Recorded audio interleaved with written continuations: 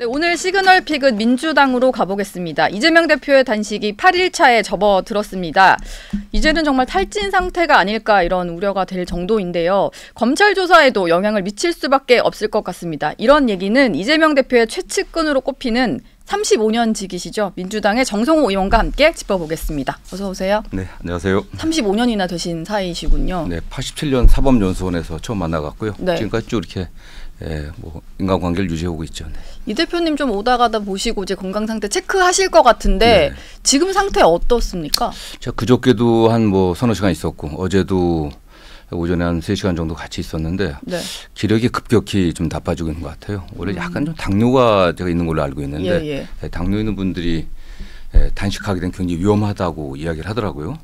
그런 측면도 있고 이게 또 야외 지금 단식이기 때문에 네. 실내하고는 굉장히 다릅니다. 더군다나 하루 종일 시작할 때부터 끝날 때까지 지지자들이 응원하러 오니까 굉장히 힘든 상황이죠. 특히 어제 제가 옆에서 보니까 목소리가 옆에 좀 큰 소리만 나도 귀가 울려갖고 괜히 힘들다고 얘기를 하더라고요. 그래요. 예, 말하는 것도 힘들고 말하는 것도 힘들 뿐만 아니라 다른 분들 이야기를 듣는 것 자체가 귀가 울려갖고서 힘들다고 얘기를 하는데 어쨌든 좀 정부 여당에서 다수당인 제1야당의 당대표가 단식하는 거 아니겠습니까? 네. 좀 서로 좀 위로도 좀 하고 좀 대화의 창구를 좀 열어놓는 그런 것도 좀 필요하지 않나 생각해 봅니다. 아, 좀 여당에서 아무도 천막을 찾지 않았다 이런 얘기들 하시더라고요. 그렇죠. 대정질문에서. 조금 전에 김성태 전 원내대표도 왔다 네. 출연하신 걸로 알고 있는데 네. 김성태 대표가 그 당시 그 단식할 때도 저도 들르고 그랬습니다. 국토교섭이 간사를 같이 했었기 때문에 그리고 과거 보면요. 야당에서 당대표라든가 지도부가 단식하게 되면은 의원들이 주로 다 이렇게 위로하고 네. 좀 빨리 중단하자 이런 얘기를 되게 합니다. 예. 더군다나 그런데 지금 여당의 당대표가 입만 열면 야당 당대표 욕하고 비웃고 비난하고 비판하고 있거든요. 이건 전례가 없는 일이에요, 사실요. 그런데 아까 김성태 원내대표가 나의 그 결기를 좀 보여주려고 노숙 단식 택했다라고 얘기를 하셨는데 지금 사실은 이재명 대표의 단식에 대해서 국민의힘이 계속해서 비판을 하는 건 잠을 또 당대표실 안에서 주무시고 이러다 보니까 너무 웰빙 단식 아니냐. 그리고 네티즌 사이에서는 텀블러 얘기도 막 하고 그러잖아요. 그 부분에 대해서는 좀 어떻게 보세요? 저는 그게 아침 10시부터 저녁 10시까지라고 얘기하지만 사실 밤에도 이게 그 밖에 있으면 극우 유튜브들이 그냥 계속 상주할 겁니다. 그럼 국회 직원들, 당의 사무처 직원들 잠 못 자요 사실요. 경호하고 돌보느라고. 전 그분들 생각을 고려한 거고 거기다가 잘 천막 치고 침대 깔아놓을 수 있겠죠. 그러나 바로 옆에 당대표실이고 당대표실도 사실 거기서 무슨 이 대표가 무슨 웰빙 단식을 하겠습니까 그게. 말이 되는 얘기입니까. 저는 여당이나 여당 내에서 그렇게 야당 대표 단식을 비하하고 폄하하면 저는 안 된다고 보고 있습니다. 근데 정치인들이 여야 할 것 없이 단식을 할 때마다 나오는 게 웰빙 단식이다. 어디 가서 먹는 거 아니냐 이런 얘기는 늘 나왔던 것 같아요. 지금 좀 저희가 짚어보고 싶은 건 아까 말씀하셨는데 소리가 좀 울린다 이런 얘기를 하신 게 제가 조금 기억이 남아서 지금 검찰 수사를 받으셔야 하는 상황이고 날짜로 조율 중이잖아요. 검찰 수사 받을 수 있는 몸 상태인가요? 저는 지금 이재명 당대표가 이미 4번 정도 조사를 받지 않았습니까? 네. 사실 이재명 당대표 이 사건에 대한 입장들은 다 정리가 돼 있거든요. 지난번에도 조사 받으러 갈 때 본인이 진술서를 상세한 진술서 썼고 그 진술서에 가름한다 이렇게 답변했거든요. 검찰이 의도하는 그 기획된 그 수사에 응할 가능성이 없는 거 아니겠습니까? 저는 사실 이걸 왜 출석을 요구하는지 모르겠어요. 1년 반 동안 이상 수사하다가 지금 하고 갑자기 8월 임시회 때는 부르지 않고 정기국회 들어가니까 딱 어느 날짜 와라 이렇게 요구하고 있는 거 아니겠습니까? 그런데 쌍방울 대북 송금 사건 관련해서는 조사를 받으신 적이 없잖아요. 그렇죠. 그렇게 다른 것도 마찬가지죠. 처음 갈 땐 조사 안 한 것 같은 처음 조사 가는 거 아니겠습니까? 조사하면 그에 관련돼 갖고 이래는 조사하겠다고 다 알고 있는 거니까. 그건 진술서 출석한다고 하더라도 진술서에 가름하겠다. 그다음에 진술 거부권이 또 있는 거니까 그렇게 하면 되는 거거든요. 저는 사실 다수당인 제1야당의 당대표를 이런 식으로 소환하는 사례가 있는지 모르겠어요. 사실은요. 과거 군사독재 시절에도 이렇게 안 했습니다. 이거는 그냥 서면 조사해도 될 문제예요. 근데 어차피 본인이 진술한다고 하더라도 뭐 법정에서 부인하면 아무 증거 능력도 없는 거거든요. 예. 그래서 제가 이재명과 관련된 다른 사건들에 대해서도 사실 검찰이 일방적으로 수사한 내용을 유출하고 있지 않습니까? 다 단독이라는 이름하에 여러 보수 언론이라든가 많은 언론에 나오고 있어요. 예. 그거 안 된다고 얘기했습니다. 그리고 제가 주장했던 게 법원에 가서는 쌍방이 대등한 입장에서 주장하니까 네. 실제 조사 자체가 큰 의미 있는 거 아닙니다, 이게. 예. 예. 알겠습니다. 그러면은 지금 의원님 말씀하시는 거 들어보니까 이번 주 출석 가능성은 뭐 없다 이렇게 보면 되겠네요. 모르게 좀 일단 상태가 예. 여러 가지 일정돼 있기 때문에 네. 이달 뭐 11일, 12일 정도 국회 일정이 없는 날 예. 이렇게 하자는 거 아니겠습니까? 그런데 그게 뭐 검찰에서는 8일, 9일 정도 얘기를 하는데 네. 아니 3, 4일, 2, 3일 차이가 무슨 의미가 있겠어요 도대체. 2, 3일 차이면 단식이 2, 3일 차가 더 늘어나니까 네. 뭐 그런 건강 상태는 좀 영향이 있지 가서 않을까요? 뭐 누워서 조사받으면 되는 거고 어차피 진술서에 가름하지 않겠습니까 그게. 예. 네. 가서 누워서라도 조사받으면 될 일이다. 네네. 이렇게 보시면. 어차피 뭐 한동훈 법무부 장관도 단식은 네. 단식이고 수사는 수사다. 네. 예, 그렇게 말씀하셨고 뭐 일부에서는 뭐 방탄을 위한 단식 아니냐고 얘기하지만 한 장관 얘기한 그대로예요. 단식은 단식이고 수사는 수사고 단식한다고 해서 검찰에서 뭐 조사를 안 하거나 뭐 네. 기소를 안 하거나 그럴 예. 가능성은 없는 거 아니겠습니까? 지금 보면 그 세 번째 만약에 소환 조사가 이루어지지 않으면 세 번째 불응이다 보니까 조사를 하지 않고 구속영장 칠 수 있다 이런 전망도 나오더라고요. 뭐 어쨌든 뭐 피의자가 혐의 내용을 좀 어떻게 부인하고 있는 거 아니겠습니까? 그렇다고 하면 그냥 다른 증거에 의해 갖고 현재까지 검찰이 확보한 증거에 의해 갖고 청구하면 되는 거죠. 예. 알겠습니다. 좀 다른 이슈로 좀 넘어가 보도록 할게요. 민주당에서 좀 입장을 내지는 않았습니다만 김만배 씨 허위 인터뷰 논란 국민의힘에서는 계속 민주당 배우설 주장을 하고 있습니다. 대통령실에서는 희대의 정치 대선 공작이다 이렇게까지 규정을 했는데 당시 뭐 대선 준비하시면서 이 부분에 대해서 대장동 모금통 윤석열이다라고 뭐 의원님도 많이 말씀하셨을 것 같거든요. 저는 뭐 별로 얘기를 안 했습니다. 그러세요? 뭐, 단 할 일이 많아갖고 얘기는 안 했는데 예. 아니 지금 대통령 취임한 지가 벌써 1년이 넘어가고 있고 대선 끝난 지 1년 반 지났습니다. 네. 기승전 이재명이고 이재명 배우입니다. 지금 현재 사건이 지금 홍범도 장군 네. 흉상 철거 문제라든가 또는 뭐 서울 양평고속도로 네. 그 어떤 노선 변경 문제 또 해병대 최상병 이 사건 그 은폐 의혹 같은 굉장히 좀 심각한 문제들이거든요. 그러니까 또 이재명 들고 나오는 겁니다. 사실은. 네. 어떻게 그게 그런 기억을 할 수가 있는지 모르겠어요. 저는 그 뉴스타파의 전문이었던 신학님 전 기자죠. 네. 신학님 전문위원하고 김만배 씨하고 어떤 얘기가 됐는지 모르겠습니다. 다만 오늘 제가 보니까 뉴스타파에서 녹취록 전체를 갖다가 공개하겠다 했어요. 이렇게 네. 얘기한 거 아니겠습니까? 저는 그걸 그 당시 녹취록을 갖다가 보도한 언론에서 거기 반대 당사자 조우용 씨라든가 관련자들의 여러 가지 그 주장들을 갖다가 인용하지 않았지 않습니까? 그런 기회는 없었거든요. 네. 그런 언론윤리, 취재윤리의 문제 아니겠어요? 예. 그런 언론 내부의 문제일 뿐이지 실제 그 내용이 사실인지 아닌지는 아직 밝혀진 것도 아닙니다. 사실은. 그리고 그건 신학님과 김만배 사이에 어떤 거래와 내용이 있었는지도 잘 모르는 거고. 네. 물론 그 전에 돈 거래가 있었다고 얘기하는데 그게 대가 아니냐고 하는데 그거에 관련해 갖고 이재명을 또 거기에 배우려 든다는 건 무슨 증거가 있다는 겁니까? 예. 그거야말로 오히려 가짜 뉴스고 네. 이재명 당대표 그당 이재명 후보가 조폭들로부터 20억 받았다고 완전 가짜로 드러났지 않습니까? 그 여당에서 그 당시 지금 국민의힘에서 조직적으로 전파했어요. 그게야말로 기획이고 사실은 여당이 배후에 있다고 의심할 수밖에 없는 거였죠. 저는 이것도 좀 궁금한데 어제 저희가 기사를 쓰려고 이재명 대표 예전 SNS를 좀 뒤져봤는데요. 봤더니 이제 당시에 이제 뉴스타파 보도 있고 뭐 JTBC 보도 나오고 했을 때 해당 보도를 링크를 걸어서 이 대표가 당시 후보가 뭐 후원 무치 뭐 이런 식으로 글을 올리신 게 있어요. 근데 그 글이 다 사라졌더라고요. 아니, 어차피 그거에 그 당시 보도가 나왔으니까 관심 갖고 보라고 한 거 아니겠습니까? 예. 그러나 지금 그게 문제가 되고 의혹 제기를 하니까 그럼 당연히 뭐 누구라도 그건 내리는 거 이게 뭐 자연스러운 거 아니겠어요? 그러면 이게 최근에 좀 삭제가 된 건가요? 그걸 갖고서 뭐 그걸 또 은폐하려고 했다. 아니 이미 다 나와서 공개된 건데. 네. 이재명 관계돼 갖고서 그걸 내렸겠습니까 그게? 근데 또 최근에 이제 너무 그 기간에 글이 사라지다 보니까 이 대표가 뭐 평소에 수시로 그렇게 과거 글을 지우시는 분은 아니잖아요. 어떤 경위로 그게 뭐 페이스북 글이 내려졌는지 잘 모르겠지만은 뭐 그걸 갖고서 배우가 있으니까 그럴 리 있겠습니까? 당시 여야 모든 대선에 관여했던 국회의원들이나 많은 관계자들이 일단 언론에 나게 되면은 난 걸 갖다 사실 뭐 그 글에 SNS 글에 올려놓고 많이 링크 보라는 걸고 취지로 그렇게 했었죠. 예. 되게. 예. 알겠습니다. 김만배 씨가 그런데 말을 바꿨잖아요. 오늘 자정에 석방이 되면서 네네. 윤석열 당시 검사가 네. 수사에 영향 미칠 자리가 아니었다라고 얘기를 했어요. 네네. 이렇게 되면은 사실 김만배 씨가 이런 얘기를 하는 바람에 민주당도 뭐 아까 의원님 말씀으로라면 윤석열이 대장동 몸통이다라는 게 다 김만배 씨 얘기 때문에 나왔던 건데 이거 자체가 좀 근거가 불성립되는 거 아닌가요? 모르겠습니다. 어쨌든 뉴스타파에서 녹취록 전체를 이제 공개해 보면은 예. 그 당 주고받은 내용들이 나오지 않겠습니까? 네. 그래서 왜 말을 바꿨는지 그럼 또 김만배 씨의 어떤 주장도 들어봐야 될 것이고 다만 말은 바꿨다고 얘기를 하는데 예. 사실 원인이 된 거는 그 부산저축은행이거든요.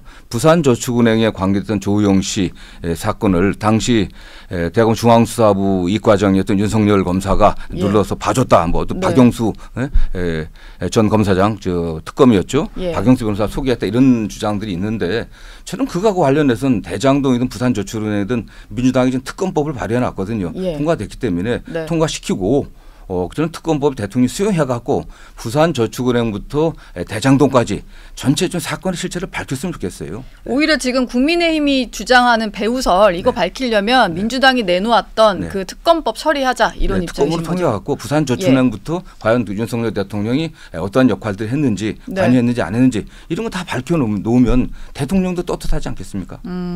알겠습니다. 이슈를 조금 넘겨서 얘기를 또 진행을 해보도록 하겠습니다.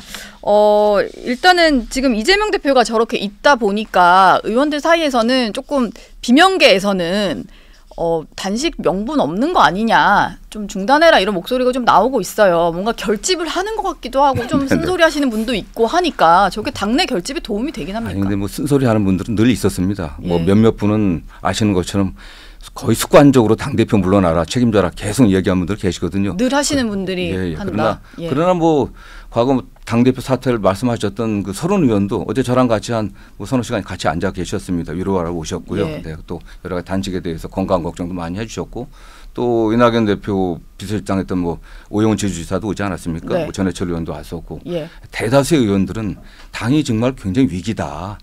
현 정권이 검찰을 앞세워갖고 거의 포괄적으로 전국을 주도해 가고 있는데 여기에 대응하기 위해서는 네. 이재명 당대표 정치를 뭉쳐야 된다라는 그런 분위기가 대부분이죠, 사실은요. 예.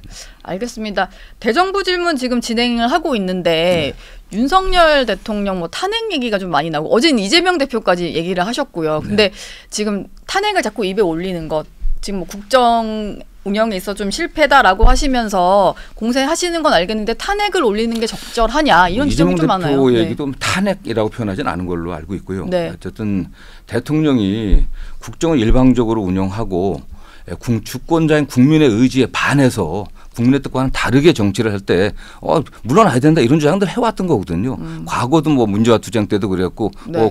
박근혜 대통령도 물론 그런 결과로 탄핵이 됐지만은 지금 구체적인 탄핵을 하려고 하면은 일단 우리 헌법상 요건에 맞아야 되지 않습니까? 그렇죠. 직무를 집행함에 있어서 헌법과 법률에 위반했을 때 법적 요건이 있어야 되는 거거든요. 네. 다만 지금 윤석열 대통령이 후쿠시마 오염수 방류를 갖다 사실상 용인하고 그다음에 기타 여러 가지 뭐 최상병에 대해서도 VIP가 격려했다, 또 관여했다 이런 얘기도 나오고 있는 거 아니겠습니까? 그런 의혹과 관련해 갖고 대통령이 책임을 져야 된다 이런 주장들이 많은 것 같아요. 뭐 그런 차원에서 나온 얘기가 아닌가 생각을 합니다. 그래도 이제 탄핵을 너무 가볍게 자꾸 거론하는 거 아니냐 뭐 이런. 근데 당에서는 뭐 탄핵이라고 얘기하지 않고 어쨌든 뭐 대통령 지금 대통령 중심제 국가고 대통령이 국정 운영의 중심, 또 네. 국민 통합의 중심이 돼야 돼요. 예. 그러나 대통령이 야당이라든가 또는 대통령의 정책에 반대하는 국민들을 반국가 세력, 공산 전체주의 세력 또는 뭐 기회주의 세력 이렇게 표현하고 있거든요. 그리고 싸우라고 얘기하고 있습니다.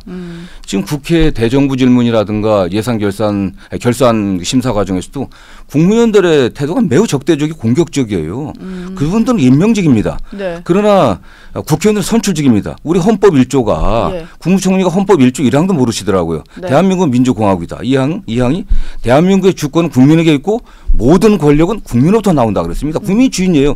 근데 주인인 그 주인을 대리한 국회의원들 대하는 정부 위원들의 또는 국무위원들의 태도가 매우 적대적이고 공격적입니다. 대통령이 지시를 했기 때문에 이거 안 되는 거죠, 사실. 이후에 조금 더 적대적이다 이렇게 네네. 느끼시는군요. 이건 매우 잘못된 거죠. 예, 알겠습니다. 민주당이 이번에 강서구청장 보궐선거 얘기로 좀 넘어가 보면 민주당이 어제 좀 일찌감치 후보를 확정해서 공천장 수여식을 했던데요. 국민의힘이 일단은 공천하겠다라고 입장을 바꿨어요. 네네. 그리고 김태우 전 구청장도 배제하지 않기로 했다. 네네. 뭐 이런 얘기, 전략공천 얘기까지도 나오는데 네.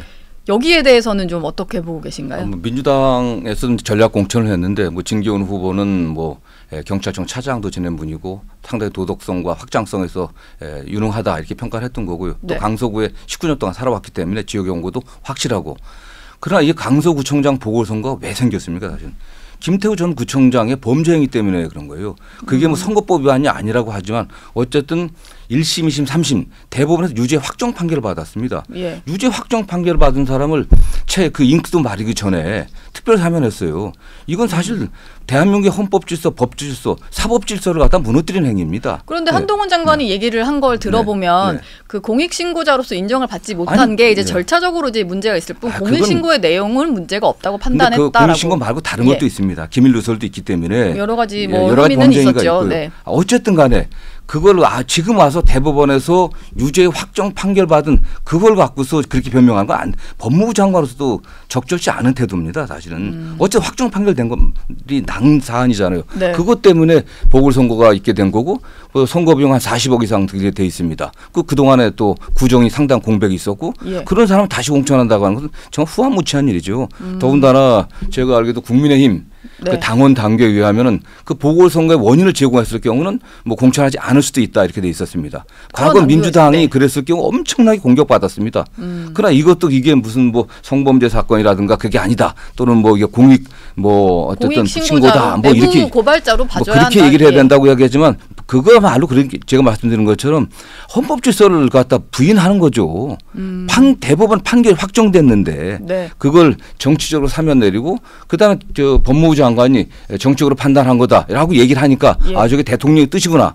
용산의 뜻이구나. 이렇게 당이 받아들여 갖고 그동안 공천을 안 할 것처럼 계속 얘기해오던 김기현 대표가 하루아침에 또 공천해야겠다. 이렇게 되는 거예요.